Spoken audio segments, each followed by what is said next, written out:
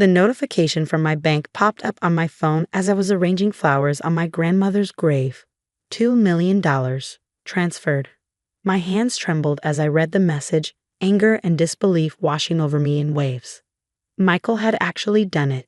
He'd taken my inheritance without even asking. My name is Emma Chin, and at 34, I never thought I'd be standing at my grandmother's grave realizing my husband of 8 years had betrayed me in the worst possible way. The flowers I held, white lilies, Grand's favorite, suddenly felt heavy in my hands.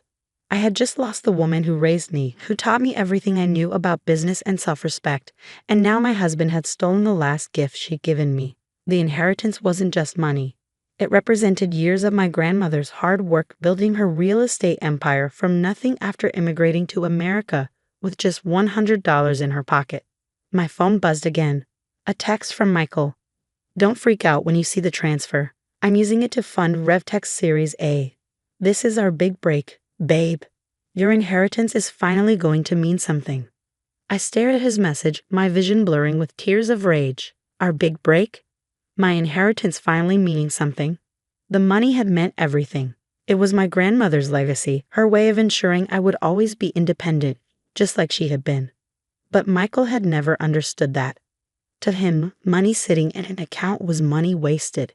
He'd been pushing his tech startup for years, burning through our savings while chasing his dreams of Silicon Valley glory. I'd supported him, believed in him, even when things got tight. But this, taking my inheritance without even asking, this was different. I placed the lilies carefully on Gran's grave, my hand lingering on the cool marble of her headstone.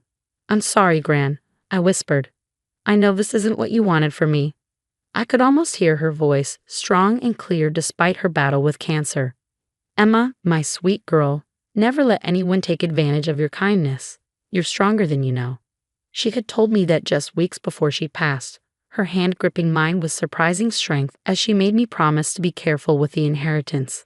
The money isn't just for you, she had said. It's everything I built, everything I learned. Use it wisely. Don't let anyone take it from you. But I had failed her. I had trusted Michael, believed in our partnership, and now he had taken everything without a second thought. When I got home that evening, Michael was in his home office, surrounded by monitors displaying charts and spreadsheets. He barely looked up when I walked in, his fingers flying over the keyboard. Hey babe, he said, his tone distracted. Great news, I've already got meetings set up with 3 major investors. Once they see we got solid backing, they'll be fighting to get in on this round. We're going to be huge. I stood in the doorway, watching him. The man I had married, the kind, considerate partner who had supported me through grad school, seemed like a stranger now. In his place was someone consumed by ambition, someone who could justify taking my inheritance because he thought he knew better than me. How could you do this? I asked, my voice steady despite the storm raging inside me. That money was for my grandmother. It was meant for me. He finally looked up, his expression a mixture of confusion and irritation. Come on, Emma. You're not seriously upset about this, are you? I'm investing it, not spending it. This is going to make us rich. Us? I repeated. There is no us in this, Michael. You took my inheritance without asking. You had no right. He pushed back from his desk, running a hand through his already disheveled hair. I had every right. We're married. What's yours is mine, remember? Besides, what were you going to do with it? Let it sit in a bank account gathering dust. That was my choice to make, I said, my voice rising. Not yours. Gran left that money to me for a reason. Michael stood up, his face flushing with anger. Your grandmother was old school, Emma. She didn't understand modern business. This is how things work now. You have to move fast, take risks. I'm doing you a favor. I stared at him, really seeing him for the first time. The arrogance, the entitlement, the complete disregard for my feelings or my grandmother's wishes. It had all been there, I realized. I just hadn't wanted to see it. But what Michael didn't know, what he hadn't bothered to find out before he made his grand move, was that I wasn't as helpless as he thought. Gran hadn't just left me money. She had taught me everything she knew about business, about protecting myself, about standing up for what was mine. I turned and walked out of his office without another word, leaving him to his spreadsheets and his dreams of tech glory. I had work to do. The next morning, I called Sarah Chen. My grandmother's longtime lawyer and friend. I hadn't wanted to make this call, had hoped I'd never need to, but Gran had insisted on introducing us months before she passed. Keep Sarah's number, she had said. Just in case.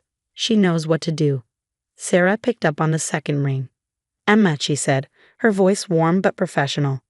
I was wondering when I hear from you. He took the money, I said simply. All of it. There was a pause, then Sarah sighed. I was afraid this might happen. Your grandmother was too. That's why we put certain measures in place. I felt the flicker of hope. What kind of measures? The inheritance wasn't just money in an account, Emma. Your grandmother set up a trust with very specific conditions. Any withdrawal over $10,000 requires dual authorization, yours and the trustees. And guess who the trustee is? I couldn't help but smile. You? Exactly. So unless you authorize that transfer. I didn't, I said quickly.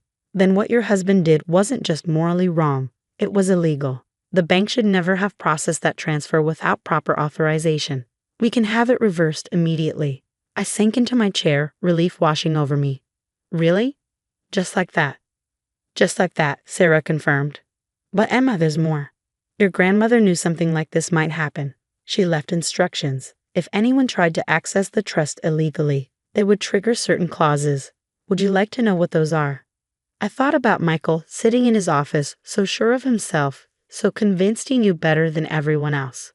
Yes, I said firmly. Tell me everything.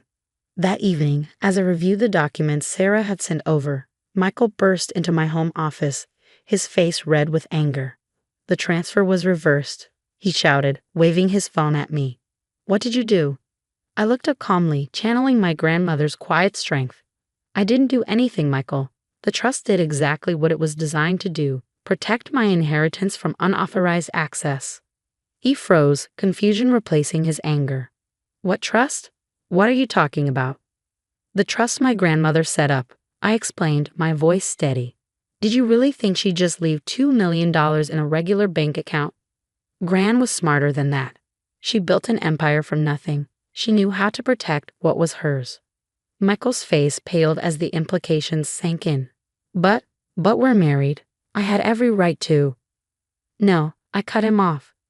You didn't. And by attempting to access the trust without authorization, you've triggered some interesting clauses that Gran put in place. Clauses? His voice cracked slightly. What clauses? I stood up, gathering the papers Sarah had sent. Well, for starters, your attempted theft has been reported to the bank's fraud department. They're launching an investigation into RevTech's finances. Standard procedure when someone tries to misappropriate trust funds. Michael stumbled back, collapsing into a chair. You can't be serious.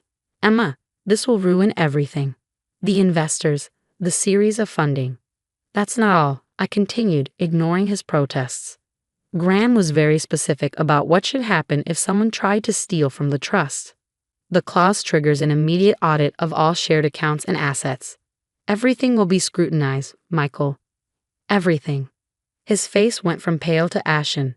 I knew why. The creative accounting he'd been doing with our joint accounts, the money he'd borrowed from my personal savings for his startup, it would all come to light. You're bluffing, he said, but his voice trembled. You wouldn't do this to me. To us. I'm not doing anything, I replied. These are just the consequences of your actions. You chose to take what wasn't yours. Now you get to deal with what happens next. He stood up abruptly, running his hands through his hair. We can fix this, he said desperately. I'll call the bank, explain it was a misunderstanding. We can stop the investigation before it starts. I shook my head. It's too late for that. The process has already begun. This is insane, he exploded. I'm your husband. I was trying to help us build a future together. Your grandmother would have understood that. The mention of Gran made my blood boil, but I kept my voice calm. No, Michael. Gran understood exactly what kind of person you are. That's why she protected me from you. He stared at me, his expression hardening. Protected you? From me? I've given you everything. A beautiful home, a comfortable life. You haven't given me anything, I cut in. I earned my own way. The house? I pay for most of it with my salary while you chased your startup dreams.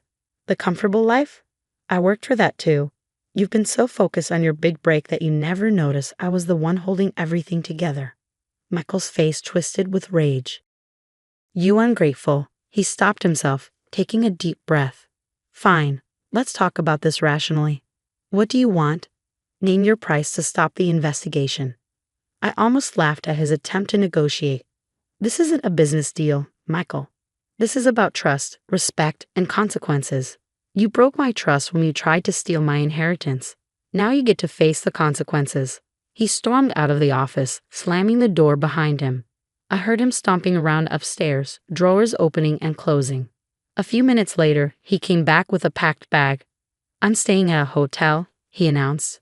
When you're ready to be reasonable, call me. I watched him leave, feeling oddly calm. This wasn't how I had imagined my marriage ending, but in a way, it felt inevitable. Michael had shown his true colors, and there was no going back from that. The next few weeks were a whirlwind of legal meetings and financial discussions. The audit revealed exactly what I had suspected. Michael had been siphoning money from our joint accounts for years, using it to fund his startup while covering up the transfers with creative bookkeeping. Sarah was ruthless in pursuing every detail, every discrepancy. Your grandmother warned me about him, she told me during one of our meetings. She said he reminded her of your grandfather, charming, ambitious, but with no moral compass when it came to money. I hadn't known much about my grandfather. He had left Gran when my mother was young, taking most of their savings with him. Gran had rebuilt everything from scratch, turning her small real estate investments into a thriving business. Why didn't she tell me? I asked Sarah. She tried, in her way, Sarah replied gently. But she knew you had to learn some lessons for yourself. That's why she set up the trust the way she did, to protect you when you needed it most. As the investigation continued, RevTech's investors started pulling out. Michael's dream of Silicon Valley success crumbled as the truth about his financial manipulations came to light. He tried everything. Begging, threatening, attempting to negotiate, but nothing could stop what was coming. One morning, about a month after the failed transfer, I received an email from Sarah. Attached was a preliminary report from the forensic accountants detailing every penny Michael had taken from our joint accounts. The total made me feel sick. Over $300,000 over the past 3 years. I forwarded the report to Michael with a simple message: we need to talk. He showed up at the house that evening, looking haggard and defeated. The confident, ambitious man I had married was gone, replaced by someone who finally realized he couldn't charm or manipulate his way out of this situation. I can explain, he started, but I held up my hand. No need, I said. The numbers speak for themselves. Here's what's going to happen. You're going to sign the divorce papers Sarah has prepared. You're going to repay every penny you took from our joint accounts. And you're going to do it without fighting, unless you want the FBI involved in investigating your creative accounting practices. He slumped in his chair, all pretense of control gone. You're really doing this? Throwing away 8 years of marriage over money? No, I replied firmly. I'm ending our marriage because you proved you can't be trusted. The money is just evidence of that. I did it for us, he tried one last time. Everything I did was to build something better for our future. I shook my head, feeling a mix of pity and disgust. No, Michael. You did it for yourself. You always have. I just wish I had seen it sooner. He signed the papers without another word. As he stood to leave, he paused at the door. I'm sorry, he said quietly. I really thought I could make it work. I know, I replied. That's what makes it so sad. After he left, I sat in my grandmother's old armchair, one of the few pieces of furniture I had insisted on keeping when we bought the house. I could almost hear her voice, wise and gentle. Sometimes the hardest lessons teach us the most important things. She had been right, as usual. I had learned so much from this experience, about trust, about strength, about standing up for myself. The inheritance wasn't just money, it was a final gift from a woman who had faced her own battles and emerged stronger. 6 months later, I sat in Sarah's office, reviewing the final settlement. Michael had repaid most of what he had taken, selling his precious startup to cover the debt. RevTech, his dream of tech glory, was gone, along with most of his reputation in the industry. Your grandmother would be proud, Sarah said, closing the file. You handled this exactly as she would have.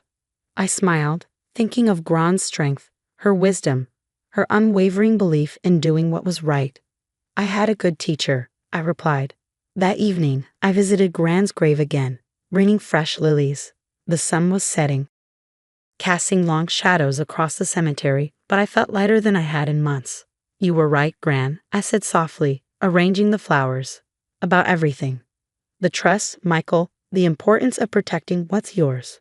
I finally understand all the lessons you tried to teach me. A warm breeze rustled the flowers, and I could almost hear her laugh, strong and clear. Of course I was right, my dear. Now, what are you going to do with everything you've learned? I smiled, touching the cool marble of her headstone one last time before standing. I had plans. Big ones. The inheritance wasn't just going to sit in a trust-gathering dust. I was going to use it the way Gran had intended, to build something of my own, something lasting. Michael had been wrong about one thing. The money didn't need to be put to good use by him. It already had a purpose, empowering me to create my own legacy, just like my grandmother had done. As I walked back to my car, I felt a sense of peace settle over me. The past year had been challenging, but I had emerged stronger, wiser, and more determined than ever.